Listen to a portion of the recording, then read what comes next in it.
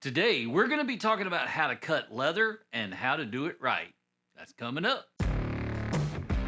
Hello, everyone. My name is Daniel Reach. This is Weaver Leather Supply. Today, we're going to be talking about a topic that you asked for, and that is best practices for cutting leather. A few do's and don'ts, a few ways to make sure that you don't hurt yourself in the process. That's what we're going to be talking about today. So the first thing that we're going to be talking about are the different tools that we can use to cut leather. And the first tool, is going to be this guy right here. This is called a rotary cutter. It's kind of like a pizza cutter. Now, this thing is fantastic for cutting straight lines, but it comes with a little bit of word of warning kind of thing. If this thing slips, if a rotary cutter slips and your hand is in front of it, it can give you a pretty nasty cut. A few years ago, I got my hand foolishly in front of the cutting blade, and when it slipped, I nicked the corner of my finger and just took the corner of my finger right off. Now, it sounds a whole lot worse when I say it that way than it actually was. It wasn't fun. I got myself pretty good, but it wasn't terrible or anything like that. But still, you have to be pretty careful with these things. You can really hurt yourself if you're not careful. Now, the easy way to make sure that doesn't happen is you just keep your hand behind the cutting edge and you don't have to worry about it. I just didn't do that. Next up is going to be the craft blade. Now, most of us have used these before. They are fantastic for those really tight, intricate cuts where you need to be very, very precise. The trick to using these, there's two. One, you already know what I'm going to say. You need a fresh blade every time.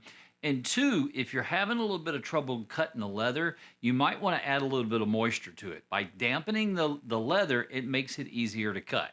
Next up is going to be the tool that most of us have used at some point or another, and that's going to be the box cutter. One of the things they've got now is snap-off blades. In the past, we had those blades that were kind of shaped a little bit like a triangle with the top cut off, and every time you wanted a new cutting edge, you either had to flip it around or put a brand new one in there. Well, now they've got blades that just snap off. They're scored so they snap at a particular spot, and you just continually snap the end of it off. That way you've got a fresh blade all the time. The downside to them is that they can shatter. I've literally had them shatter so that they go like in multiple directions when it snaps. Now, that could have been really bad if it hit me in the face or something to that effect. So what I've started doing, I'll lay a piece of leather or a piece of cloth or a towel or something over the top of the blade before I go to snap it off. That way, if it does shatter and it goes in different directions, well, whatever's laying over the top of it's going to contain it and I'm not going to get hit. So, best practices for the box cutter, if you're using a snap-off blade, just make sure you cover it and wear your safety goggles before you go to snap it off. So that brings us right to our next point, and that is, what do we do with the blades once we're done with them? Whether we're snapping the end off a snap-off or we're taking the blade out of one of our craft knives, we need to be able to put those somewhere safe. And we don't want to just drop them in the trash can. If we do that, that's a good way to end up with a nasty, dirty cut. So what do we do with them? Well, one thing I've done in the past is just wrap them in masking tape, blunt all those sharp edges. Well, you still run a little bit of a risk there of being able to cut yourself. So what I've started doing is use something that I call a blade bottle. And essentially it's just a plastic soda bottle that, I drop all my blades down in. The nice thing about it is, number one, obviously you're not going to get cut because everything's contained in the bottle. But number two, it's really hard to spill. So if you knock this thing over, the blades are not going to go everywhere because you got that little tiny opening at the top of the bottle. So a blade bottle is definitely my recommendation for what to do with the blades once you've used them up and you need to get rid of them. So let's knock out a few things real quick that need to be said but don't need a lot of explanation. And the first one's going to be, we've already said it, fresh blade every single time. Drop it in your blade bottle so that you don't hurt yourself or somebody else. Second is that we want to cut away from ourselves. So if we're pulling our blade, we want to make sure that our hand is behind the blade so that we don't run the risk of doing what I did and nicking the corner of your finger off. After that, we want to make sure that we're using grip tape on the back of our straight edges. Now, Weaver sells them with the grip tape already on the back, or you can buy the grip tape separately. But this kind of has a gritty texture to it, and it's really good about grabbing a hold of the leather without leaving a mark on it. And one of the worst things that can happen is as you're cutting it, if that straight edge shifts on you, well, you're going to end up with a line that's not straight.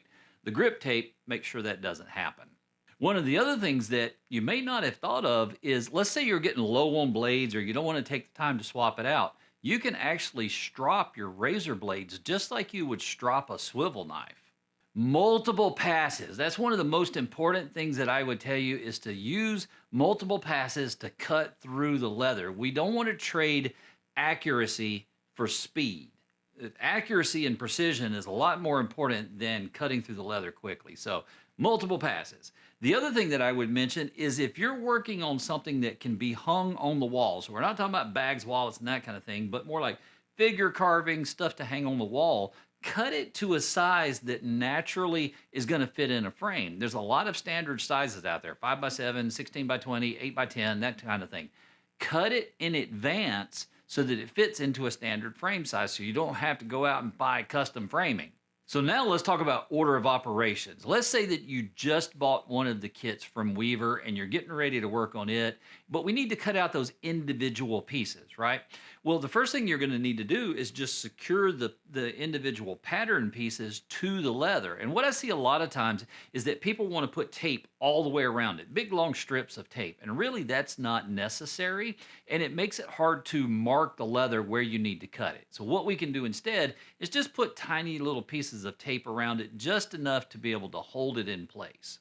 The other thing that I see people doing when they're getting ready to mark the pieces to cut them out is, let's say we've got a rectangle. Well, they want to mark all the way around that rectangle. And really that's not necessary. All you have to do is put up one line on each corner so that we have the frame of that individual piece.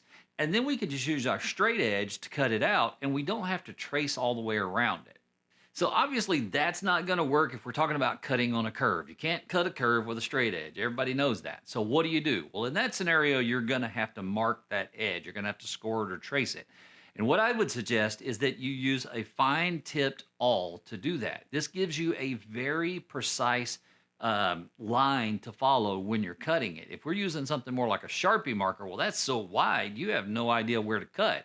Do we cut on the left, center, or right side of the Sharpie marker? Well, if you use a fine-tipped awl, you don't have to worry about that. Now, in this scenario, what have we actually done so far? We've taped it down, and we've marked our corners, we've marked our curves, but notice we haven't actually cut it out yet. And the reason for that is we want to punch any holes before we cut it. It's a lot more difficult to line it up and get it accurate if we've already cut it out and then try to punch our holes versus just go ahead. It's taped down. It's not going anywhere. We've got our reference marks. If it moves on us, let's go ahead and grab our punch and punch each of the holes before we cut it out. One of the other mistakes that I see a lot of people make is that they cut with their blade moving to the inside of the project instead of the outside of the project. Now, what do I mean by that?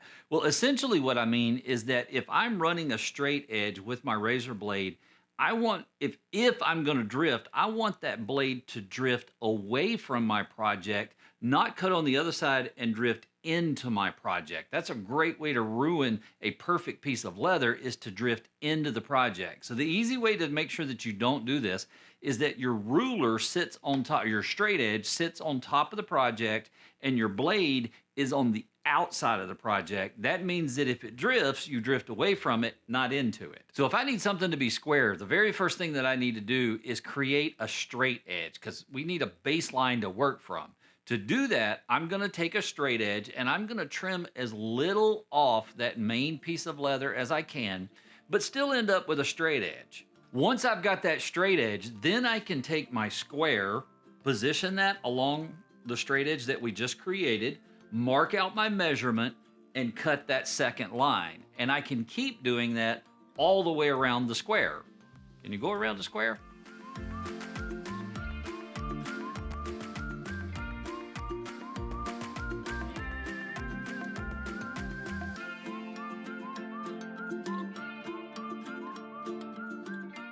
Now, if you want to be 100% sure that you've got your measurements perfectly square before you cut it, you can go in there with an awl, mark everything out very lightly, and then go back and double check everything with your square on the corners to ensure that everything is perfectly square, and then cut it.